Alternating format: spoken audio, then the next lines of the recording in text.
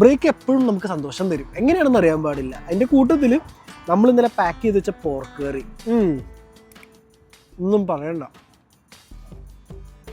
അതിൻ്റെ കൂടെ ഞാൻ പാക്ക് ചെയ്യുന്നതിന് മുന്നേ, അതായത് ക്ലോസ് ചെയ്യുന്നതിന് മുന്നേ ഞാൻ കുറച്ച് നമ്മുടെ ചൊറുക്കയിലിട്ട് വെച്ച മുളകിൻ്റെ ആ ഒരു നീരില്ലേ അതും കൂടി കുറച്ചൊന്ന് വെതറിയും കൂടി ഒഴിച്ചു കൊടുത്തു.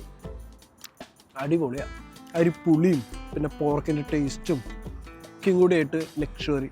നമ്മൾ ക്ഷീണിച്ച് അവശതയായിട്ടിരിക്കുമ്പോൾ ഇത്രയും ടേസ്റ്റുള്ളൊരു ഫുഡ് കഴിക്കുമ്പോൾ കിട്ടുന്നൊരു കിക്ക് ഉണ്ടല്ലോ, അതും വേറെ ലെവലാണ്. ഇത് കുറേ പരിപാടികളുണ്ടായിരുന്നു. കുറേ ബോക്സുകൾ പാക്ക് ചെയ്യല്ല, ഷിപ്പിങ്ങും കാര്യങ്ങളൊക്കെ ആയിട്ട്. അപ്പോൾ അതിന് ഫുൾ ലേബൽ അടിക്കലും പരിപാടികളൊക്കെ എല്ലാം അവർക്ക് ബാക്കിയുള്ള ടീമുകൾ ചെയ്യും. പക്ഷേ അവസാനം ഞാൻ പോയൊന്ന് നോക്കണം.